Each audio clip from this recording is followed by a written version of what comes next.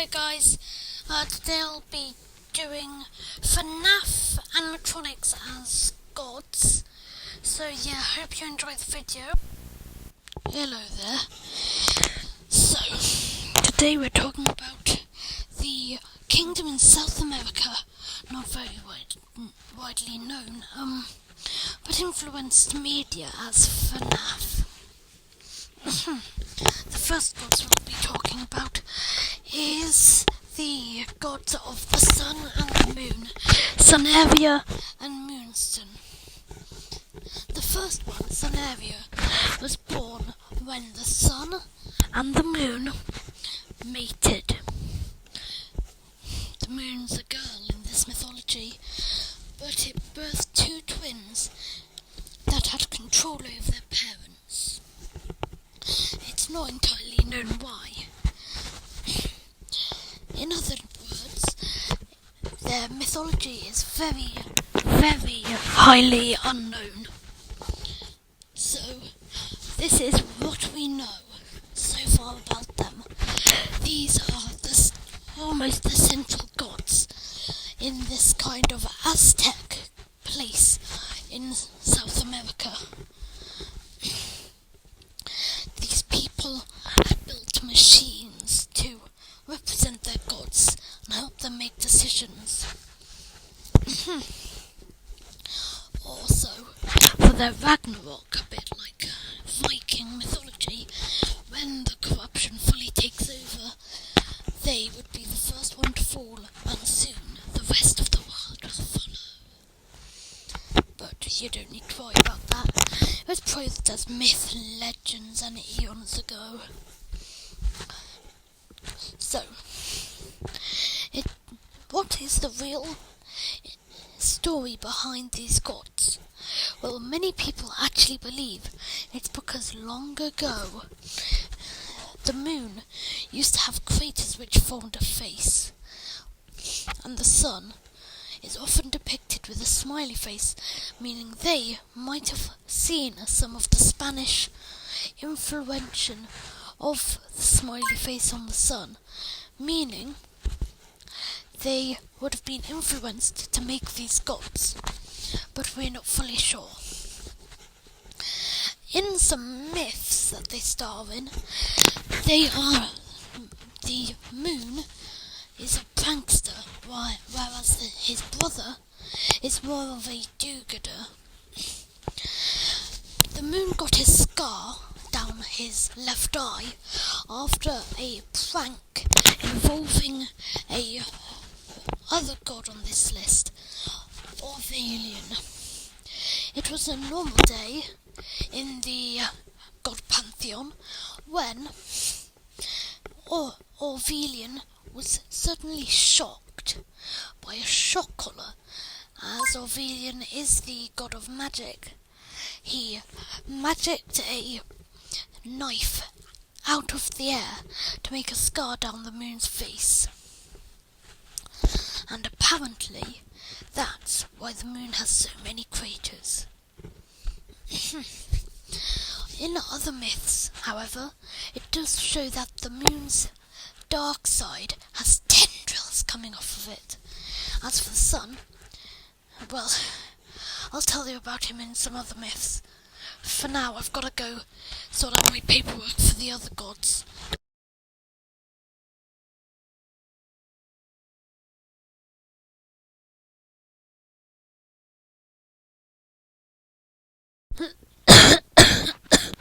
Sorry, I'm back. So, here we've got Avelian, probably widely known as the god of magic. Avelian was actually inspired by the bunch of South American elephants that roamed the area.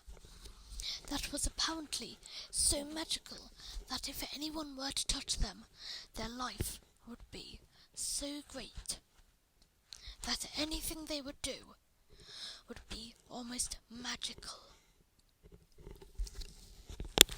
So, in we go with some myths. Let's start with one of the most famous myths he's in, the myth of the sun. So, one who tricked the sun and the moon into making the sun and the moon deities. It's because these deities' myths was from long before the sun and the moon was first mentioned. So, what is so special about him? Well, let's go on with another myth featuring the elephant.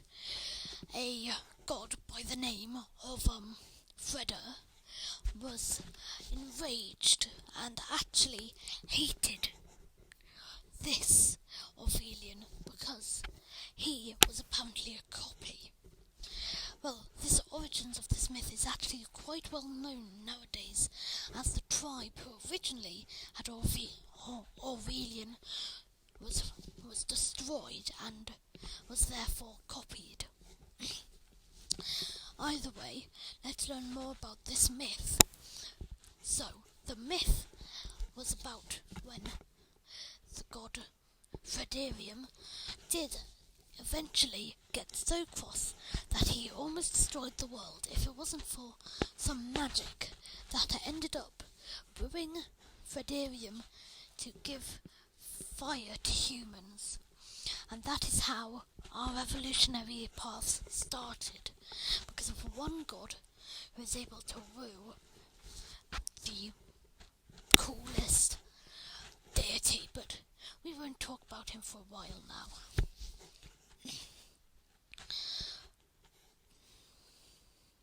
Oh wait, I must have left my papers to flutter on the floor. Hold on, I'll go pick them up.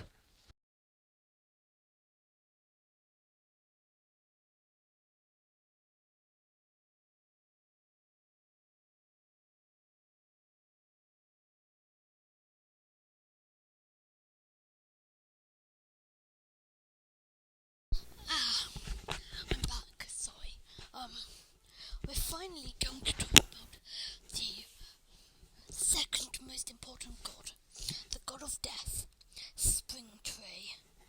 The Springtree was actually the first god conceived by its leader and king for most of the reign of the empire, William after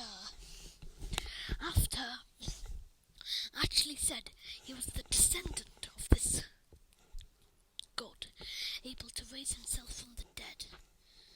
Well, that was a bit ironic. He ended up dying after trying to revive 3 people. But enough about him. Let's learn about the god's mythology. This god was actually a descendant of one of the phrases that they used. It was called "the rabbit brings bad luck," and it was seen that the rabbit actually gave bad luck during the winter, and that slowly evolved into an entire creature or god. Anyway, so myths that he's starring is actually one on the sun and moon. It's actually how they got the corruption. One day, this deity of the death, who I'm going to refer to as Spring for now, is cross at them for some unknown reason, probably lost the records, but he decides to pay them a little trick. He actually gets one of his friends from the underworld, whatever their equivalent was to use their new zombie evil powers to make a corruption which sort of spread. Necessarily spread, and it spread, and little did he know it would become the end of the pantheon, but we'll probably get back to that myth at a later date.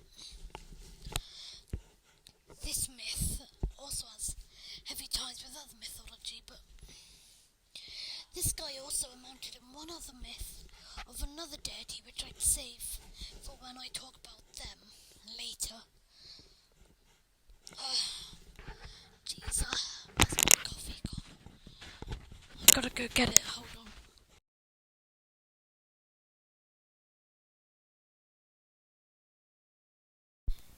Hello there. Yeah, sorry to interrupt you here. While Bill Flapjack is going to grab his lovely coffee or something, I don't know. I'm gonna actually say I really enjoyed it and happy Christmas too. So this probably will be releasing on Christmas. I'm just doing this on Christmas Eve, so yeah. Please subscribe, please. Anyway, so I enjoyed all of the art. They're all really good at the start. Wasn't really sure on Orville as